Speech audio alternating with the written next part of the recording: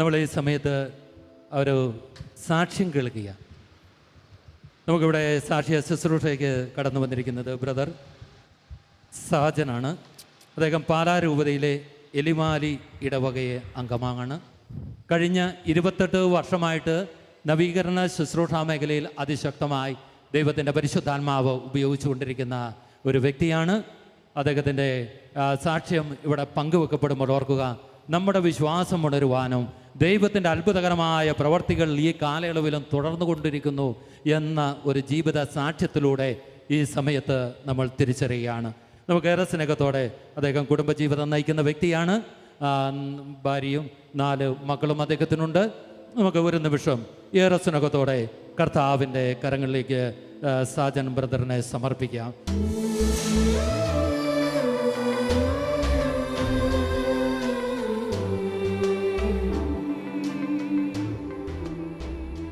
Praise the Lord. Praise the Lord. Hallelujah. Hallelujah. Hallelujah. Hallelujah. Hallelujah. Hallelujah. ഈശോയിൽ ഏറ്റവും സ്നേഹം നിറഞ്ഞ മാതാപിതാക്കളെ, സഹോദരങ്ങളെ, 1993 മുതൽ ഈ വർഷം വരെ കഴിഞ്ഞ 28 വർഷക്കാലം കർത്താവ് എന്നെ നടത്തിയ വഴികളെക്കുറിച്ചാണ് നിങ്ങളുമായി പങ്കുവയ്ക്കാൻ ആഗ്രഹിക്കുക.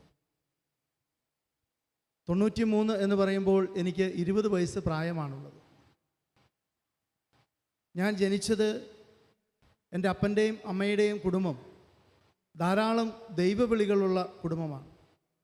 ധാരാളം വൈദികരും സന്യസ്തരുമൊക്കെ അപ്പൻ്റെയും അമ്മയുടെയും കുടുംബത്തിലുണ്ട്. അപ്പനും അമ്മയും ദൈവഭക്തരാണ്. അതുകൊണ്ട് തന്നെ ദൈവഭക്തിയിലാണ് അവർ വളർത്തിയത്. 15 വയസ്സ് വരെയുള്ള എൻ്റെ ജീവിതമെന്ന് പറയുക പള്ളിയും പള്ളിക്കൂടവും കുടുംബവും ഒക്കെയായി ഒരു നല്ല ജീവിതമായി. 15 വയസ്സ് തൊട്ടുള്ള എൻ്റെ 20 വയസ്സ് വരെയുള്ള ജീവിതത്തെ വിലയിരുത്തുമ്പോൾ ആ ജീവിതത്തിൽ ഒരുപാട് മാറ്റങ്ങളുണ്ടായി. ഒറ്റ വാക്കിൽ പറഞ്ഞാൽ, ഞാൻ വിശ്വാസിയാണോ എന്ന് ചോദിച്ചാൽ വിശ്വാസിയാണ്. എന്നാൽ ഞാൻ നിരീശ്വരവാദിയാണ്. ലോകത്തിൻ്റെ ദൃഷ്ടിയിൽ കുടുംബക്കാരുടെ, മാതാപിതാക്കളുടെ, ഇടവകക്കാരുടെ, വൈദികരുടെ ഒക്കെ ദൃഷ്ടിയിൽ ഞാൻ നല്ലൊരു ചെറുപ്പക്കാരനാണ്. വിശ്വാസമുണ്ട്, സംഘടനാ പ്രവർത്തനമുണ്ട്, മറ്റെല്ലാ കാര്യങ്ങളിലും സജീവമാണ് പള്ളി കാര്യം. പക്ഷേ എനിക്ക് വിശ്വാസമില്ല. ഞാനന്ന് കണക്കൂട്ടിയിരുന്നത് യേശുവും മറ്റ് ദൈവാവതാരങ്ങൾ ധാരാളമുണ്ട്, ഈ അവതാരങ്ങളെല്ലാം ഒന്ന് തന്നെയാണ്. അല്ലെങ്കിൽ മറ്റ് അവതാരങ്ങളുടെ ഗണത്തിൽ ഞാനും യേശുക്രിസ്തുവിനെ ഉൾപ്പെടുത്തിയിരുന്നു. അമ്പലത്തിൽ ചെല്ലുമ്പോൾ നമുക്ക് തീർത്ഥം ലഭിക്കും, പള്ളി വരുമ്പോൾ ആനാമള്ളം കിട്ടും.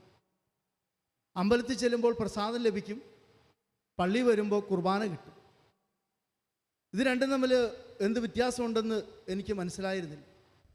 ഞാൻ 12ാം ക്ലാസ് വരെ വേദപാഠം പഠിച്ച വ്യക്തിയാണ്. 12ാം ക്ലാസ് വരെ വേദപാഠം പഠിച്ചിട്ടും യേശുക്രിസ്തു ഏകരക്ഷകനാണെന്ന് മനസ്സിലാക്കാൻ എനിക്ക് പറ്റിയില്ല. ക്രിസ്തുവിലൂടെ അല്ലാതെ രക്ഷയില്ല എന്ന് മനസ്സിലാക്കാൻ എനിക്ക് പറ്റിയില്ല. അങ്ങനെ വിശ്വാസം 2 മുഖങ്ങളാണ്. ലോകത്തിൻ്റെ മുമ്പിൽ വിശ്വാസിയായ ഞാൻ എൻ്റെ അന്തരാത്മാവിൽ അവിശ്വാസിയായിരുന്നു. ദൈവത്തെ, യേശുക്രിസ്തുവിനെ രക്ഷകനായി സ്വീകരിക്കാനും അംഗീകരിക്കാനും സാധിച്ചിരുന്നില്ല. എല്ലാവരുടെയും ഗണത്തിൽ ഒരാൾ, നല്ലൊരു മനുഷ്യനാണ് യേശുക്രിസ്തു, മനുഷ്യസ്നേഹിയായ ഒരു വ്യക്തി യേശുക്രിസ്തു. അതിലപ്പുറത്തേക്ക് ഈശോയെ മനസ്സിലാക്കാനും അംഗീകരിക്കാനും രക്ഷിതാവായി സ്വീകരിക്കാനും എനിക്ക് സാധിച്ചിരുന്നില്ല. അതുകൊണ്ട് തന്നെ ഈ ലോകത്തിൻ്റേതായ എല്ലാ പ്രവൃത്തികളിലും ഞാനും വ്യാപൃതനായിരുന്നു. പ്രത്യേകിച്ച് വിദ്യാർത്ഥി രാഷ്ട്രീയം, അത് നിരീശ്വരവാദ വിദ്യാർത്ഥി രാഷ്ട്രീയത്തിലായിരുന്നു. അങ്ങനെ പോകുന്ന സമയത്ത് ധാരാളം ആളുകൾ, എനിക്കൊരു 18, 19 ഒക്കെ വയസ്സുള്ള സമയത്തൊക്കെ ധാരാളം ആളുകൾ ഒരു ധ്യാനം കൂടാനായിട്ട് എന്നെ നിർബന്ധിച്ചുകൊണ്ടിരുന്നു. ഞങ്ങളുടെ ഇടവകയിൽ അന്ന് താമസിച്ചുകൊണ്ടിരുന്ന ഒരു ചേട്ടനുണ്ട്. ചേട്ടന് ഡിവൈനിലും കോട്ടയിലും സെഹ്യോനിലൊക്കെ കൗൺസിലിംഗ് ശുശ്രൂഷയ്ക്ക് സഹായിക്കുന്ന ആളാണ്. ആന്നി ചേട്ടൻ എന്ന് പറയും. ഈ ചേട്ടൻ പല പ്രാവശ്യം എന്നോട് പറഞ്ഞു, മോനെ നീ ഒരു ധ്യാനം കൂടണം, നിന്നെക്കുറിച്ച് ദൈവത്തിൻ്റെ പദ്ധതിയുണ്ട്. ഇവിടെ സൗരങ്ങളെ ജെറമ്യാ പ്രവാചകൻ്റെ പുസ്തകം 29-ാം അധ്യായം 11-ാം വാക്യം, നിങ്ങളെക്കുറിച്ച് ഉള്ള പദ്ധതി എൻ്റെ മനസ്സിലുണ്ട്, അത് നിങ്ങളുടെ നാശത്തിനുള്ള പദ്ധതിയല്ല, മറിച്ച് നിങ്ങൾക്ക് ശുഭകരമായ ഭാവിയും പ്രത്യാശ നൽകുന്ന ക്ഷേമത്തിൻ്റെ പദ്ധതി. ഈ വചനം എന്നെ സംബന്ധിച്ചിടത്തോളം 100% അനർത്ഥമായ പൂർത്തീകരിക്കപ്പെട്ട ഒരു വചനമാണ്. ദൈവത്തിൻ്റെ അനന്തമായ ഒരു പദ്ധതി നമ്മളെക്കുറിച്ച് ഓരോരുത്തരെക്കുറിച്ചും. ഈ ചേട്ടൻ എന്നോട് ഇങ്ങനെ പല പ്രാവശ്യം പറഞ്ഞു. ഒരു ദിവസം ചേട്ടനോട് ഞാൻ പറഞ്ഞു, ഇനി എന്നോട് ധ്യാനം കൂടുന്ന കാര്യം പറഞ്ഞാൽ ഞാൻ എടുത്ത് തോട്ടിലിടും. എനിക്ക് അത്രയ്ക്ക് ദേഷ്യമാണ്. ഈ ചേട്ടൻ്റെ നേതൃത്വത്തിൽ ഞങ്ങളുടെ ഇടവക പള്ളിയിൽ കരിസ്മാറ്റിക് പ്രെയർ ഗ്രൂപ്പുണ്ട്. അപ്പോൾ ഇവരവിടെ ഇരുന്നുകൊണ്ട് പല ഭാഷാപരങ്ങളിൽ ഒക്കെ സ്തുതിക്കുമ്പോൾ വഴിയിൽ ഞങ്ങൾ കൂട്ടം കൂടി നിന്ന് കൂവി കളിയാക്കുമായിരുന്നു. ഇവർ ഇറങ്ങി വരുമ്പോൾ പലതരത്തിൽ നമ്മൾ ഇവരെ കളിയാക്കുമായിരുന്നു. എൻ്റെ കൂടെ പഠിക്കുന്ന ഒരു സഹോദരി നിരന്തരം, എപ്പോഴും ഞങ്ങൾ തമ്മിൽ സംസാരിക്കും, നിരന്തരം എന്നോട് പറയും ഒരു ധ്യാനം കൂടണം. ഞാൻ അവളോട് പറഞ്ഞു, ഈ ഒരു സബ്ജക്റ്റ് അല്ലാതെ മറ്റെന്ത് വേണമെങ്കിലും പറഞ്ഞു, ധ്യാനം കൂടുന്ന പ്രശ്നമില്ല. അങ്ങനെ ഇരിക്കുമ്പോഴാണ് വിദ്യാർത്ഥി രാഷ്ട്രീയവുമായി ബന്ധപ്പെട്ട് എനിക്കൊരു കേസുണ്ടാകുന്നു. വക്കീലിനെ കണ്ടപ്പോൾ വക്കീൽ പറഞ്ഞു, പോലീസിന് പിടികൊടുത്താൽ നേരെ ജയിലിലേക്ക് പോകേണ്ടി വരും, പിടികൊടുക്കാതെ ജാമ്യം കിട്ടുന്നവരെ നാട്ടിൽ നിന്ന് മാറി നിൽക്കണം. ഞാൻ ആലോചിച്ചു, നാട്ടിൽ നിന്ന് മാറി നിൽക്കാൻ പറ്റിയ സ്ഥലം ഏതാണ്? അന്നേരമാണ് കൂടെ ഉണ്ടായിരുന്ന ഒരാൾ പറഞ്ഞു, നേരെ കോട്ടയ്ക്ക് പൊക്കോളാൻ പറഞ്ഞു. അപ്പോൾ ഞാൻ എൻ്റെ സഹപാഠിയെ വിളിച്ചു. ഇപ്പോൾ നാട്ടിലാരും അറിയരുത് ധ്യാനത്തിന് പോകുന്ന വിവരം. അതുകൊണ്ട് നാട്ടിലുള്ള ചേട്ടൻ കോട്ടയിൽ കൗൺസിലിങ്ങിനൊക്കെ പോകുന്ന ചേട്ടനെ വിളിക്കാതെ എൻ്റെ സഹപാഠിയോട് പറഞ്ഞു, എനിക്ക് ഒരു ധ്യാനത്തിന് പോകണം, ഈ ആഴ്ചയിലാണെങ്കിൽ ഞാൻ ധ്യാനത്തിന് പോരാം, നീ ഇത്രയും പറഞ്ഞതല്ലേ, അതുകൊണ്ട് ഈ ആഴ്ചയിലാണെങ്കിൽ ധ്യാനത്തിന് പോരാം. ഞാൻ പറയുന്നൊരു വെള്ളിയാഴ്ചയാണ്. സൗകര്യം പറഞ്ഞു, നാളെ ഉച്ചയാകുമ്പോൾ നമുക്ക് പോയേക്കാം. നാളെ വൈകിട്ട് ഡിവൈൻ ധ്യാന കേന്ദ്രത്തിൽ മധ്യസ്ഥ പ്രാർത്ഥനയുണ്ട്. എന്താണെങ്കിലും ഉച്ചയായപ്പോൾ ഞങ്ങൾ ഡിവൈനിലേക്ക് യാത്ര തിരിച്ചു. ഈ സഹോദരിയുണ്ട്, കൂടി ഒരു സിസ്റ്ററുണ്ട്. പോകുന്ന വഴിക്ക് സിസ്റ്ററിനോട് പറഞ്ഞു, മോനെ കഴിഞ്ഞ 21 ദിവസമായി ഇവളും ഞാനും നോമ്പ് നോക്കി ഉപവസിച്ച് നിനക്ക് വേണ്ടി പ്രാർത്ഥിച്ചുകൊണ്ടിരിക്കുകയാണ്. ഇന്ന് 21ാമത്തെ ദിവസമാണ്. Price the Lord. ഒന്ന് ഉറക്കെ പറഞ്ഞേ, ഹല്ലേലൂയ, ഹല്ലേലൂയ. ഇന്ന് 21ാമത്തെ ദിവസമാണ് നിനക്ക് വേണ്ടി ഞങ്ങൾ പ്രാർത്ഥിക്കാൻ തുടങ്ങിയിട്ട്. കർത്താവിന് നിങ്ങളെക്കുറിച്ചൊരു പദ്ധതിയുണ്ട്. ഞാനന്ന് ഡിവൈൻ ധ്യാന കേന്ദ്രത്തിലെത്തി. എനിക്കൊരൊറ്റ ഉദ്ദേശമുള്ളൂ, ഒരാഴ്ച ജാമ്യം കിട്ടുന്നത് വരെ ഡിവൈനിൽ താമസിക്കണം. ശനിയാഴ്ച മധ്യസ്ഥ പ്രാർത്ഥന ഉണ്ടെന്ന് പറഞ്ഞു. കുറച്ച് സമയം ഞാൻ എന്തെങ്കിലുമൊക്കെ പങ്കെടുത്തു, ഞാൻ പോയി കിടന്നു. ഞായറാഴ്ച ഉച്ച വരെ അതിലൊക്കെ കറങ്ങി നടന്നു. ഉച്ചയായപ്പോൾ നമ്മളെ ഹോളിനകത്താക്കി. നമുക്കൊന്നും ശ്രദ്ധിക്കാൻ സാധിക്കുന്നില്ല, എന്തൊക്കെയോ നടക്കുന്നു. ഏറ്റവും പുറകിലാണ് ഞാൻ ഇരിക്കുക. ഇനി ഞാൻ പറയുന്ന കാര്യങ്ങൾ, ഇത് പറയുന്നത് മറ്റൊന്നിനു വേണ്ടിയിട്ടല്ല. ഈ ധ്യാനത്തെ, ഈ ശുശ്രൂഷയെ, ദൈവിക കാര്യത്തെ എത്രമാത്രം നിസ്സാരവൽക്കരിച്ച് ഞാൻ കണ്ടുവെന്ന് നിങ്ങൾക്ക് മനസ്സിലാക്കാൻ വേണ്ടിയിട്ടാണ്. ഞായറാഴ്ചത്തെ ശുശ്രൂഷകൾ കഴിഞ്ഞ് കിടന്നുറങ്ങി. തിങ്കളാഴ്ച ഞാൻ നന്നായിട്ട് കിടന്നുറങ്ങുന്ന സമയത്ത് ഒരു ചേട്ടൻ വന്ന് എന്നെ വിളിച്ചു. ചേട്ടൻ എന്നോട് പറഞ്ഞു, അവിടെ ശുശ്രൂഷകൾ തുടങ്ങി, വേഗം പൊക്കും. ഞാൻ പറഞ്ഞു, എനിക്കൊന്നുകൂടി ഉറങ്ങണം. ഈ ചേട്ടൻ കഴിഞ്ഞ ആഴ്ചയിൽ ധ്യാനം കൂടി ചേട്ടനായിരുന്നു എനിക്ക് തോന്നുന്നത്. ചേട്ടൻ പെട്ടെന്ന് ദേഷ്യപ്പെട്ട് എന്നോട് പറഞ്ഞു, പെട്ടെന്ന് പോകുന്നുണ്ടോ, നിങ്ങൾ പോയിട്ട് വേണം എനിക്കൊന്ന് കിടന്നുറങ്ങാമെന്ന് പറഞ്ഞു. എന്താണെങ്കിലും ശരി, ഞാൻ എഴുന്നേറ്റ് റെഡിയായി ഏറ്റവും പുറകിലത്തെ കസേരയിൽ ചെന്നിരുന്നു. ഇരുന്നതറിയാതെ ഞാൻ കർത്താവിൽ നിദ്ര പ്രാപിച്ചു. ഈ നിദ്രയിൽ നിന്ന് ഞാൻ ഉണരുന്ന സമയത്ത് തമിഴ്നാട്ടിൽ നിന്നുള്ള ഭക്തജനങ്ങൾ കാപ്പി കുടിക്കാൻ പോവാണ്. ഞാൻ അവരോട് പോയി കാപ്പി കുടിച്ചു. ഞാൻ തിരിച്ചു വന്നിരിക്കുമ്പോൾ ഇതേ കർണാടകക്കാർ കാപ്പി കുടിക്കാൻ പോകും. എൻ്റെ ആതിഥ്യ മര്യാദ കണക്കിലെടുത്ത് അവരുടെ കൂട്ടത്തിലും പോയി. തിരിച്ചു വന്ന് ഇരിക്കുമ്പോൾ എൻ്റെ നേരെ കൈ നീട്ടിയിട്ട് ബഹുമാനപ്പെട്ട പനക്കലച്ചൻ പറഞ്ഞു, ഏറ്റവും പുറകിൽ നിന്ന് കാപ്പി കുടിക്കാൻ പൊക്കൊള്ളുക. അനുസരണം ബലിയേക്കാൾ ശ്രേഷ്ഠമായതുകൊണ്ട് ഞാൻ വീണ്ടും പോയി കാപ്പി കുടിച്ചു. തിരിച്ചു വന്നിരുന്നു. ഒന്ന് ഉറങ്ങിക്കഴിഞ്ഞപ്പോൾ സ്റ്റേജിൽ നിന്ന് അടുത്ത ബ്രദർ പറഞ്ഞു, ചോറുണ്ടേ പൊക്കോ. ഞാൻ പോയി ചോറുണ്ടു. ഊണ് കഴിഞ്ഞ് ഒരു മയക്കമുണ്ട്. ആ മയക്കം കഴിഞ്ഞപ്പോൾ കാപ്പി കുടിക്കാനുള്ള സമയമായി. 4 മണി കാപ്പി കുടിച്ച് തിരിച്ച് ഞാൻ വരുമ്പോൾ ഒരു കുടുംബം, ഒരു ചേട്ടനുണ്ട്, ചേച്ചിയുണ്ട്, 2 മക്കളുണ്ട്. അവർ കയ്യിൽ കൊന്ത പിടിച്ചുകൊണ്ട് പ്രാർത്ഥിച്ചുകൊണ്ടിരിക്കുന്നു. ഞാൻ മനസ്സിലോർത്തു, ധ്യാനകേന്ദ്രത്തിൻ്റെ പടി കാണുന്നതിന് മുമ്പ് ഇവർ മാനസാന്തരപ്പെട്ടു. എനിക്ക് പ്രാർത്ഥിക്കുന്നവരോട് പുച്ഛമാണ്. അതുകൊണ്ട് ഇവരുടെ പ്രാർത്ഥന മുടക്കാൻ വേണ്ടിയിട്ട് ഞാൻ ഇവരുടെ അടുത്തെത്തി. ഇവരോട് ചോദിച്ചു, എവിടുന്നാണ് വരുന്നത്? അവർ പറഞ്ഞു, പാലക്കാടാണ്. തെങ്ങ് ചെത്തുന്ന തൊഴിലാളിയാണ്. ചേട്ടനോട് ഞാൻ ചോദിച്ചു, എന്തിനാണ് ഇങ്ങോട്ട് പോകുന്നത്? അപ്പോൾ ചേട്ടന് 12 വയസ്സ് പ്രായമുള്ള ചേട്ടൻ്റെ മകനെ നോക്കിയിട്ട് ചേട്ടൻ പറഞ്ഞു, കാണിച്ചിട്ട് പറഞ്ഞു, കണ്ടോ അവൻ അരയ്ക്ക് കീഴേക്ക് സ്വാധീനമില്ല, അവന് സൗഖ്യം പ്രാപിക്കാൻ വേണ്ടി ഞങ്ങൾ വന്നതാണ്. അപ്പോൾ ചേട്ടനോട് ചോദിച്ചു, എത്രയോ പേരാണ് സ്റ്റേജിൽ വന്ന് സാക്ഷ്യം പറയുന്നത്, രോഗസൗഖ്യം കിട്ടിയ കാര്യം, അത് ഇതൊക്കെ. ചേട്ടനോട് ഞാൻ പറഞ്ഞു, ചേട്ടാ ഞാൻ പഠിച്ചുകൊണ്ടിരിക്കുന്ന ആളാണ്, അപ്പനെ കൊണ്ടെല്ലാം മിക്കവാറും പറയാറുണ്ട്. എന്നും അപ്പനെ വിളിച്ചുകൊണ്ട് പോകാൻ പറ്റുകയില്ലാത്തതുകൊണ്ട് 100 രൂപയ്ക്ക് ഒരു അപ്പനെ വാടകയ്ക്ക് എടുത്ത് നിർത്തിയിട്ടുണ്ട്. 100 രൂപയ്ക്ക് അപ്പനെ കിട്ടുമെങ്കിൽ ഒരു രോഗം മാറിയെന്ന് പറയാനായിട്ടാണ് ബുദ്ധിമുട്ട്. ഞാനിപ്പോൾ വേണമെങ്കിൽ ഏത് രോഗം മാറിയെന്ന് വേണമെങ്കിലും കയറി പറഞ്ഞിട്ട് വരാം, അത്രേ ഉള്ളൂ. ചേട്ടൻ എന്നോട് പറഞ്ഞു, ഞാൻ വന്നതാണ് 2-1 അറിഞ്ഞിട്ടേ പോകുന്നുള്ളൂ. ഞാനപ്പോൾ മനസ്സിൽ പറഞ്ഞു, എന്നാൽ ഇവിടെ ഒരു 10 സെൻറ്റ് സ്ഥലം മേടിച്ച് താമസിച്ചോ പോക്കുണ്ടാവില്ല. ചൊവ്വാഴ്ച കുമ്പസാരത്തിന് സമയമായി. എൻ്റെ കൂട്ടത്തിൽ ഈ സിസ്റ്റർ വന്ന് എന്നെ വിളിച്ചുകൊണ്ട് കുമ്പസാരിപ്പിക്കാനാക്കി. എനിക്ക് 3 പാവമുള്ളൂ വർഷങ്ങളായിട്ട്. ഈ 3 പാവം ഞാൻ കുമ്പസാരിച്ചു. അച്ഛൻ വലിയ ഉപദേശമൊന്നും തന്നില്ല, മോനെ നീ ഇപ്പോൾ ജീവിക്കുന്ന പോലെ ജീവിക്കണമെന്ന് എന്നോട് പറഞ്ഞു. അത്ര നിസ്സാര പാവങ്ങളേ ഉള്ളൂ. ഒരു നന്മ നിറഞ്ഞ പുറമെ പ്രായശ്ചിത്തം കിട്ടി. എനിക്കൊരു കാര്യം മനസ്സിലായി, ഡിവൈൻ്റെ ചരിത്രത്തിൽ ഇത്രയും നല്ലൊരു മനുഷ്യൻ ധ്യാനിക്കാൻ ചെന്നിട്ടില്ല. അച്ഛന് സന്തോഷം, എനിക്ക് സന്തോഷം. പിറ്റേ ദിവസം കൗൺസിലിങ്ങിൻ്റെ ദിവസമാണ്. കൗൺസിലേഴ്സൊക്കെ വന്ന സമയത്ത് തന്നെ വളരെ ഫ്രഷായിട്ട് സിസ്റ്റർ എന്നെ കൗൺസിലിങ്ങിന് കൊണ്ടുപോയി.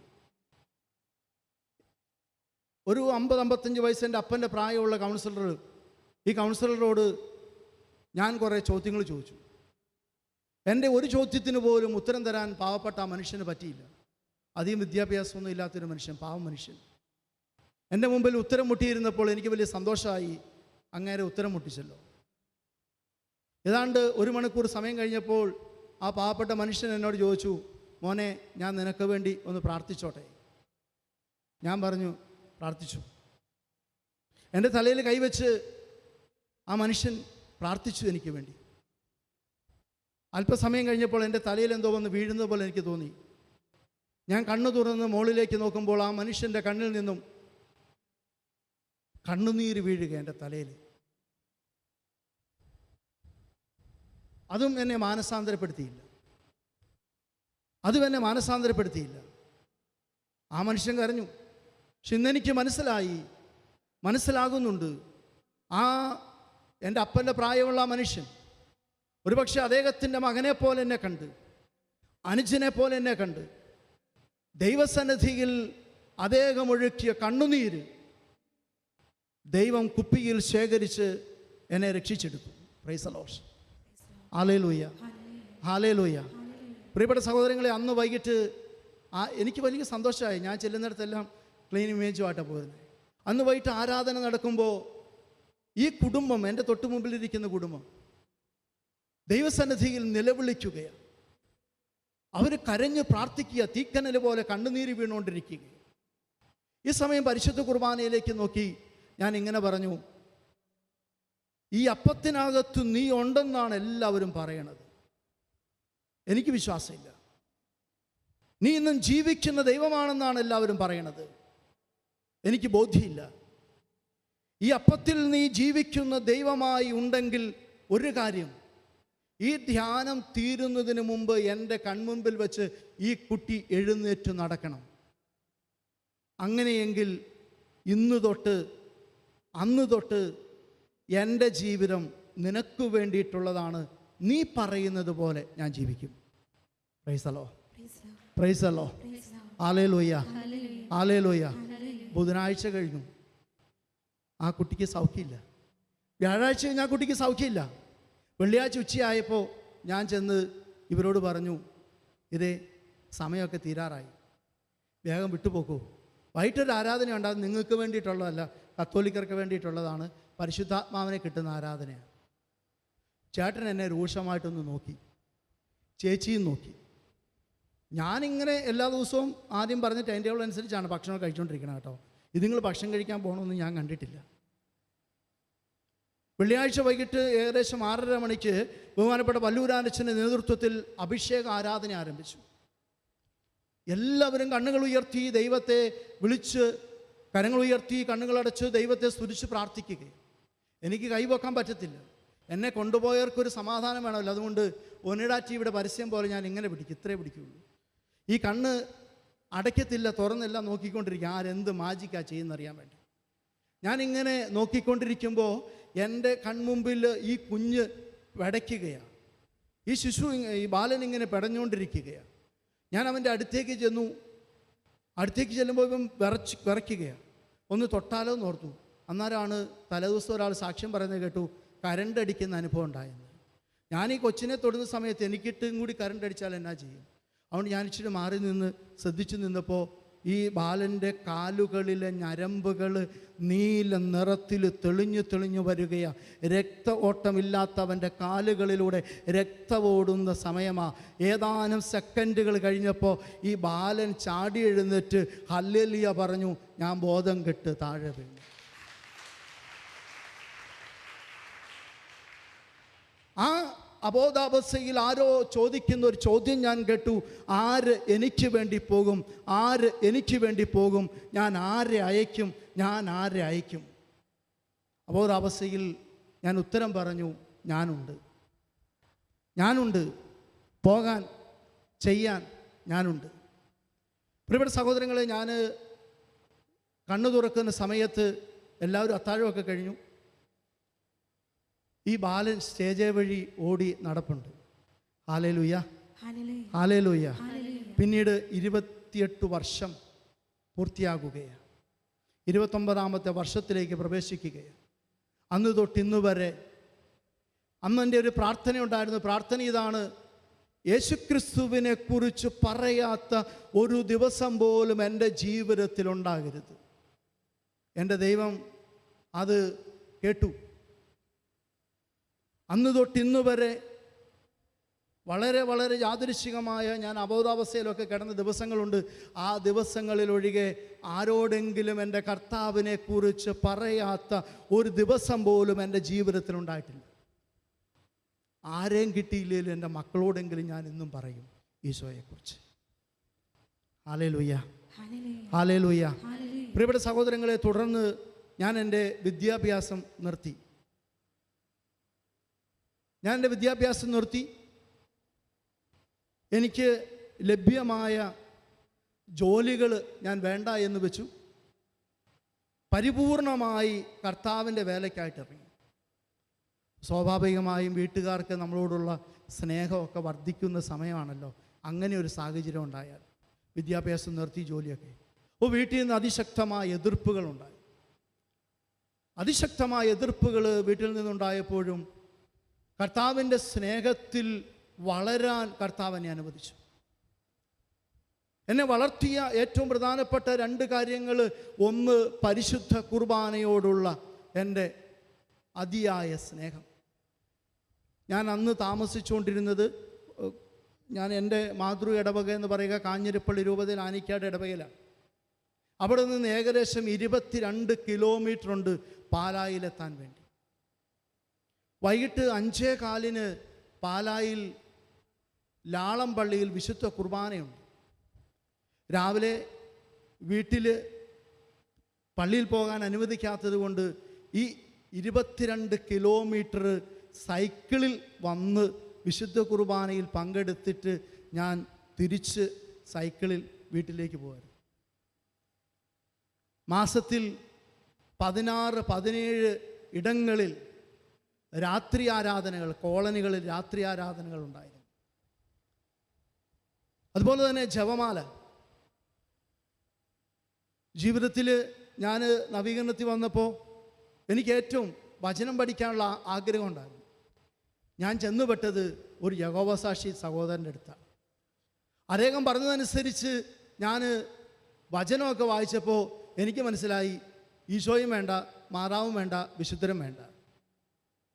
ഞാനതുകൊണ്ട് കയ്യിലുണ്ടായിരുന്ന ജപമാലയൊക്കെ മാറ്റിവെച്ചു. വീണ്ടും ഞാൻ കുറച്ച് ദിവസങ്ങൾ കൊണ്ട് എൻ്റെ പഴയ ജീവിത സാഹചര്യത്തിലേക്ക് തിരിച്ചു പോകുന്നു എന്ന് തോന്നിയപ്പോൾ ദൈവസന്നിധി ഞാൻ നിലവിളിച്ചു. കർത്താവിനോട് പറഞ്ഞു, നീ ആദ്യത്തെ അനുഭവത്തിലേക്ക് തിരിച്ചു വരണം, ആദ്യ അനുഭവത്തിലേക്ക് തിരിച്ചു വരണം. വീണ്ടും ഞാൻ ജപമാല എടുത്തു. പ്രിയപ്പെട്ട സഹോദരങ്ങളെ, നിങ്ങളുടെ മുമ്പിൽ ഞാൻ നിൽക്കുമ്പോൾ എനിക്ക് പറയാൻ പറ്റും, പരിശുദ്ധ അമ്മ ആണ് എന്നെ നിങ്ങളുടെ മുമ്പിൽ നിർത്തുന്നത്. 24-ാമത്തെ വയസ്സിൽ നവീകരണത്തിൽ വന്ന് 4 വർഷത്തിന് ശേഷം ഒറ്റയ്ക്ക് ധ്യാനങ്ങൾ നടത്താനായിട്ട് കർത്താവ് കൃപ തന്നു.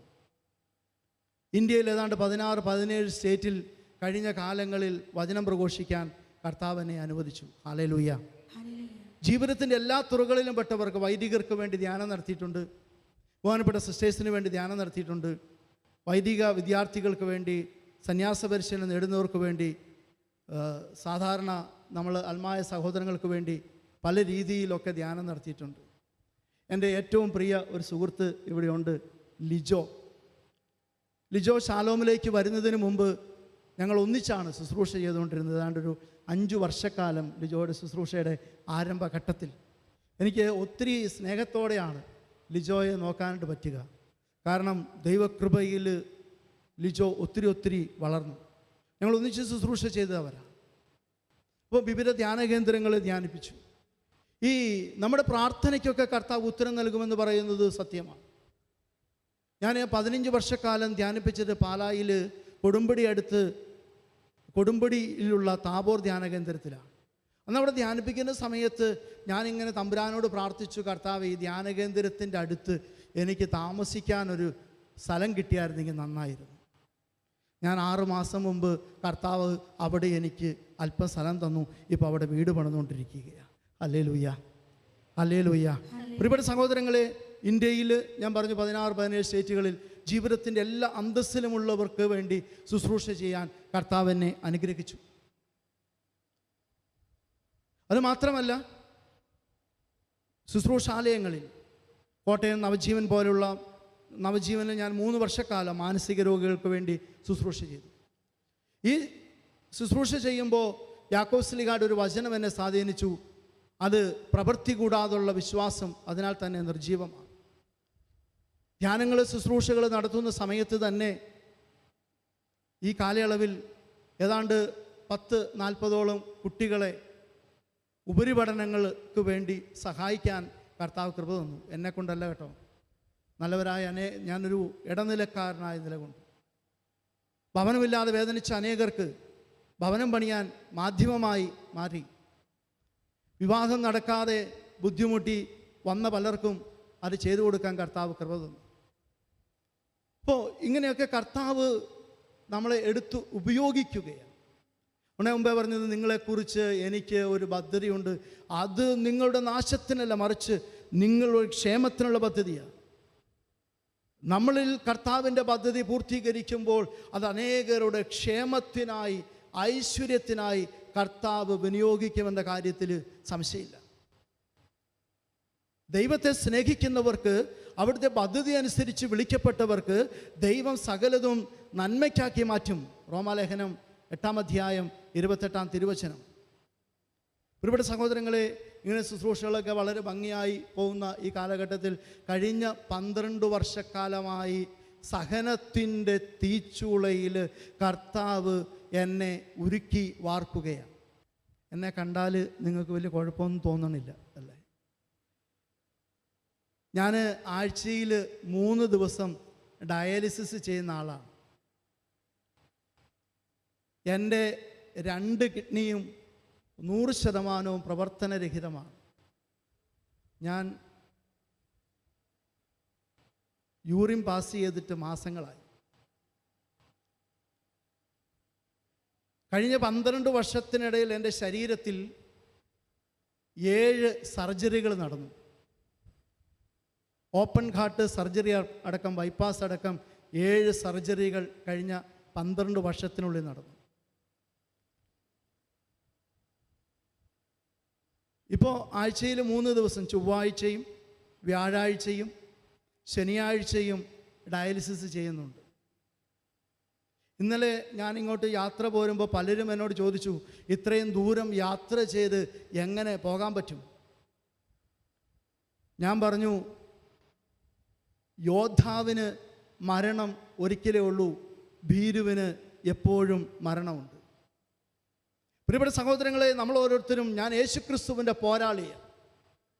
പോരാളിക്ക് വിശ്രമിക്കാൻ സമയമില്ല.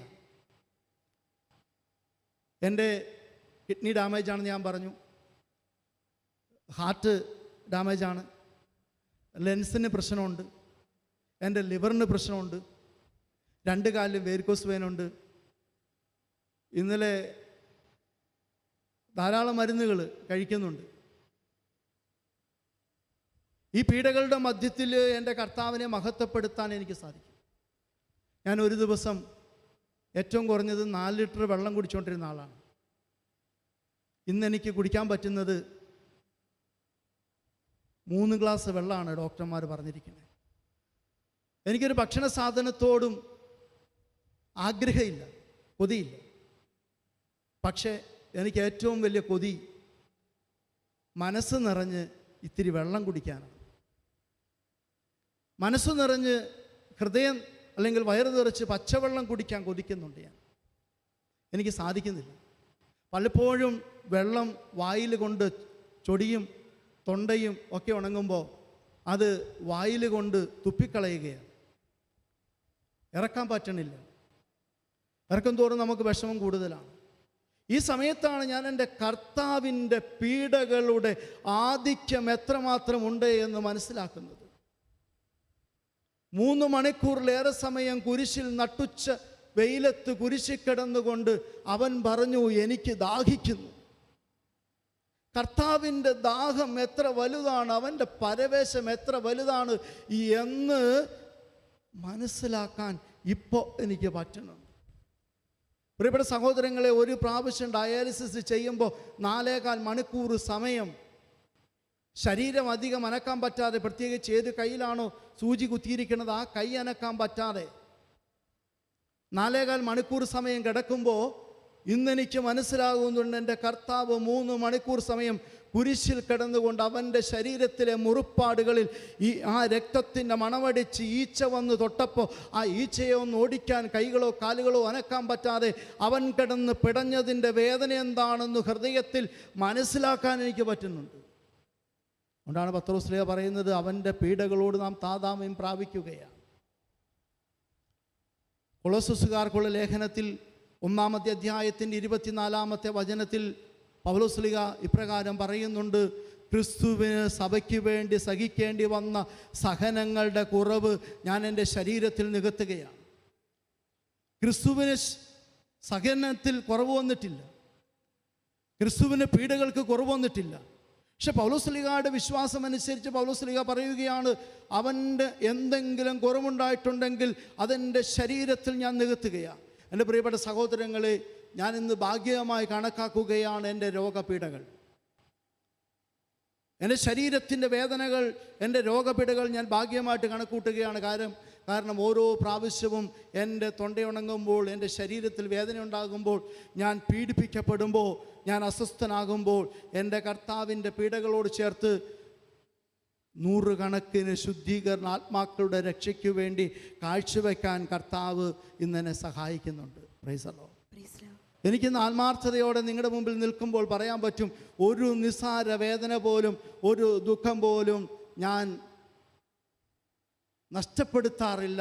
അത് കർത്താവിൻ്റെ പീഡകളുടെ അനന്ത യോഗ്യതകളോട് ചേർത്ത് വെച്ച് നിത്യപിതാവിന് സമർപ്പിച്ച് ഓരോ ദിവസവും ശുദ്ധീകരണ ആത്മാക്കൾക്ക് വേണ്ടി പ്രാർത്ഥിക്കാൻ സാധിക്കുന്നുണ്ട്. ഞാൻ എന്തായിരിക്കുന്നുവോ അത് ദൈവകൃപയിലാണ്. ഞാൻ എന്തായിരിക്കുന്നു അത് ദൈവകൃപയിലാണ്.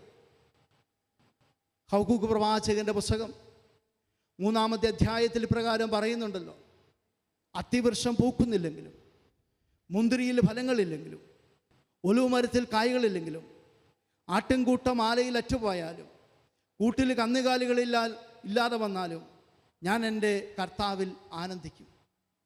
അത്തിവൃക്ഷം പൂക്കുന്നില്ലെങ്കിലും, മുന്തിരിയിൽ ഫലങ്ങളില്ലെങ്കിലും, വയലിൽ ധാന്യങ്ങൾ വിളയുന്നില്ലെങ്കിലും, ആട്ടിൻകൂട്ടം ആലയിൽ അറ്റുപോയാലും, കൂട്ടിൽ കന്നുകാലികളില്ലാതെ വന്നാലും ഞാൻ എൻ്റെ കർത്താവിൽ ആനന്ദിക്കും. റോമാക്കാർക്കുള്ള ലേഖനം 8-ാം അധ്യായത്തിന് 35-ാം തിരുവചനത്തിൽ പൗലോസ് അപ്പോസ്തലനിലൂടെ പരിശുദ്ധാത്മാവ് നമ്മളോട് സംസാരിക്കുന്നു. ക്രിസ്തുവിൻ്റെ സ്നേഹത്തിൽ നിന്ന് ആർക്ക് എന്നെ വേർപിരിക്കാൻ സാധിക്കും? ആപത്തിനോ ദുരിതത്തിനോ വേദനയ്ക്കോ നഗ്നതയ്ക്കോ ഉന്നതത്തിനോ അധികാരത്തിനോ ഈ കാലത്തുള്ളവയ്ക്കോ വരാനിരിക്കുന്നതിനോ യാതൊന്നിനും ക്രിസ്തുവിനോടുള്ള സ്നേഹത്തിൽ നിന്ന് എന്നെ വേർപിരിക്കുക സാധ്യമല്ല.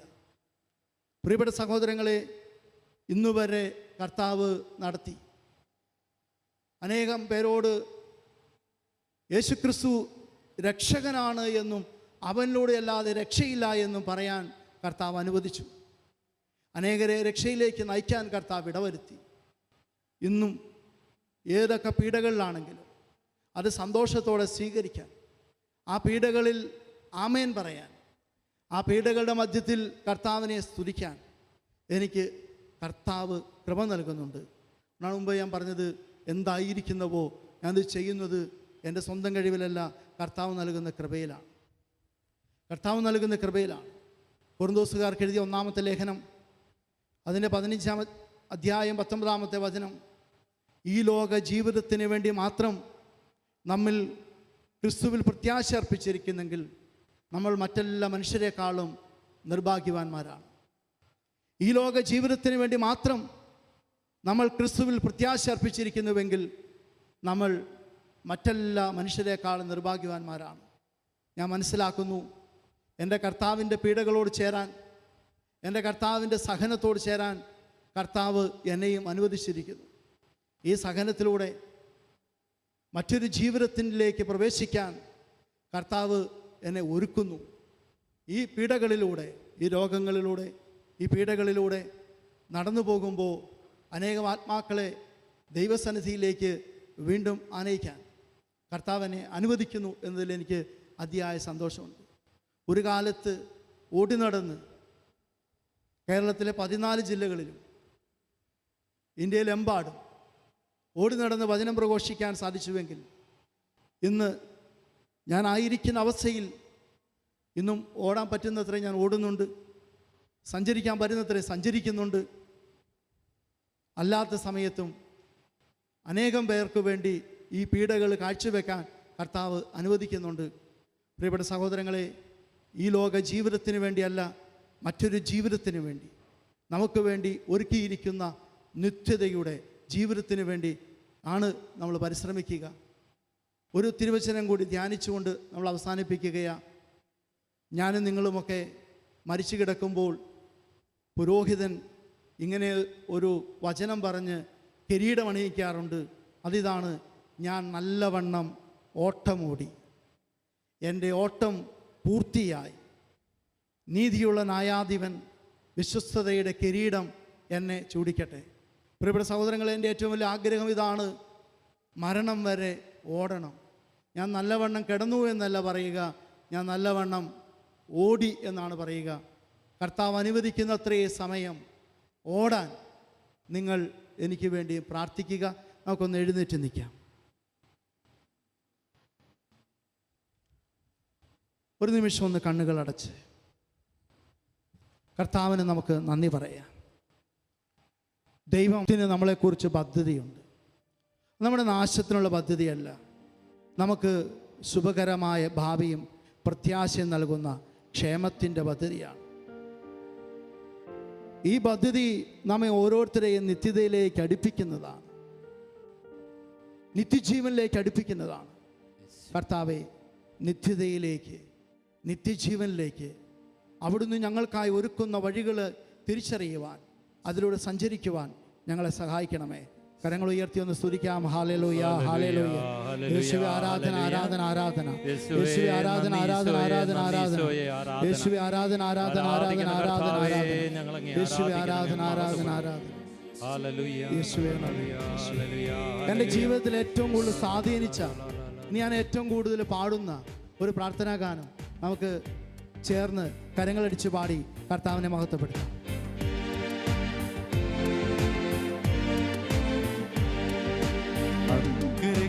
യാത്ര ചെയ്യും സിയോൻ സഞ്ചാരി, ഓളങ്ങൾ കണ്ടു നീ ഭയപ്പെടേണ്ട. പാടി.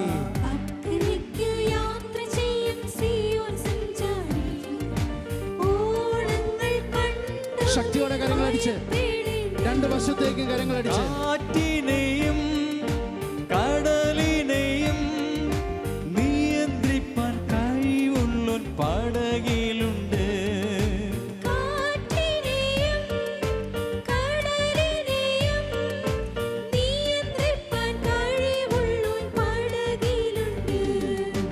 അക്കരയ്ക്കു യാത്ര ചെയ്യും സിയോൻ സഞ്ചാരി, ഓളങ്ങൾ കണ്ടു നീ ഭയപ്പെടേണ്ട. അക്കരയ്ക്കു യാത്ര ചെയ്യും സിയോൻ സഞ്ചാരി, ഓളങ്ങൾ കണ്ടു നീ ഭയപ്പെടേണ്ട. രണ്ട് വശത്തേക്കും കരങ്ങളടിച്ച് ശക്തിയോടെ ചേർന്ന് പാടിക്കേ. എൻ്റെ ദേശം ഇവിടെയല്ല, ഇവിടെ ഞാൻ പരദേശവാസിയാണ്. എനിക്ക് വേണ്ടി ഒരുക്കപ്പെടുന്ന ഒരു ഭവനമുണ്ട്, നിത്യതയുടെ ഭവനം. ആ ഭവനത്തിലേക്കുള്ള യാത്രയാണ്. ഈ യാത്രയിൽ കാറ്റും കോളും ഉണ്ടാകും. ഇതിനെല്ലാം അതിജീവിച്ച് ഞാൻ ആ ഭവനത്തിൽ എത്തിച്ചേരുക തന്നെ ചെയ്യും.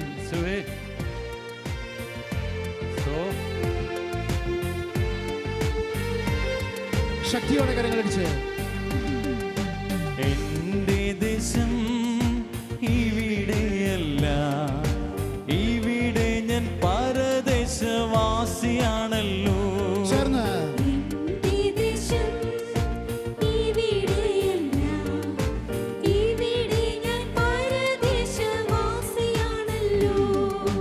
അക്കരയാണേ എന്റെ ശാശ്വത നാട്, അവിടെ എനിക്കൊരുക്കിയ ഭവനമുണ്ട്.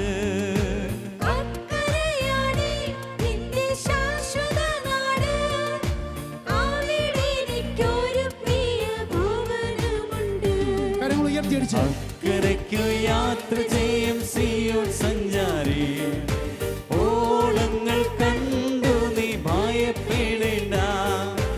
അക്കരയ്ക്കു യാത്ര ചെയ്യും സിയോൻ സഞ്ചാരി, ഓളങ്ങൾ കണ്ടു നീ ഭയപ്പെടേണ്ട. കരങ്ങൾ താഴ്ത്തി രണ്ട് വശത്തേക്ക് കരങ്ങളടിച്ച്. വിശ്വാസി യാതൊന്നിനെ ഭയപ്പെടേണ്ട, മരണത്തെ അവൻ ഭയപ്പെടേണ്ട, രോഗത്തെയോ ദുരിതത്തെ അവൻ ഭയപ്പെടേണ്ട. കാരണം മരണത്തെയും പാപത്തെയും ശാപത്തെയും സകലതിനെയും അതിജീവിച്ച യേശു നിന്റെ കൂടെയുണ്ട്. അവൻ നിന്റെ ഒപ്പമുണ്ട്. അവൻ നിന്നെ സ്വർഗത്തിൽ എത്തിക്കും, നിത്യതയിൽ എത്തിക്കും, മരണയോർദാൻ കടക്കുമ്പോഴും.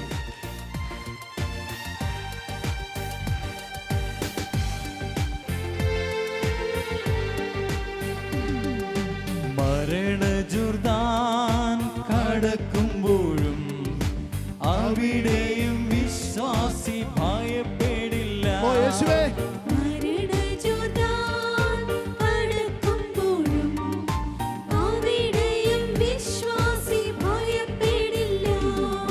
മരണത്തെ ജയിച്ചേശു കൂടെയുണ്ട്, ഉയർപ്പിക്കും കാഹള ധ്വനിയതിങ്കിൽ.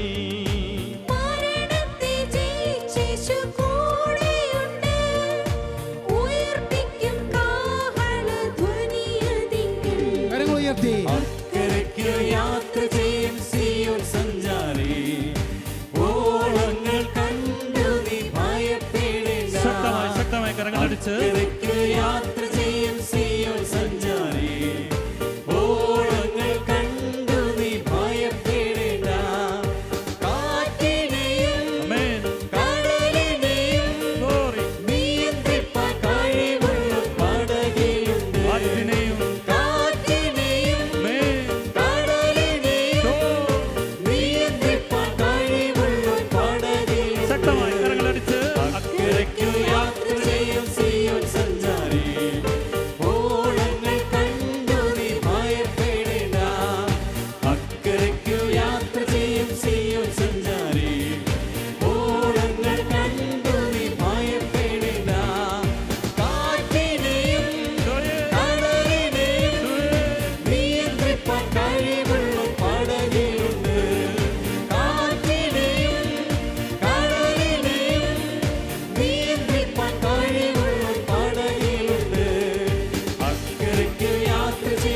സിയോൻ സഞ്ചാരി ഓളങ്ങൾ കണ്ടു നീ ഭയപ്പെടേണ്ട ജീവിത സാഹചര്യങ്ങളെ നോക്കി പാടാം. മക്കൾ യാത്ര ചെയ്യും സിയോൻ സഞ്ചാരി ഓളങ്ങൾ കണ്ട് ഞാൻ തളരുന്നവനല്ല, യേശുവിന്റെ കൂടെയുണ്ട്.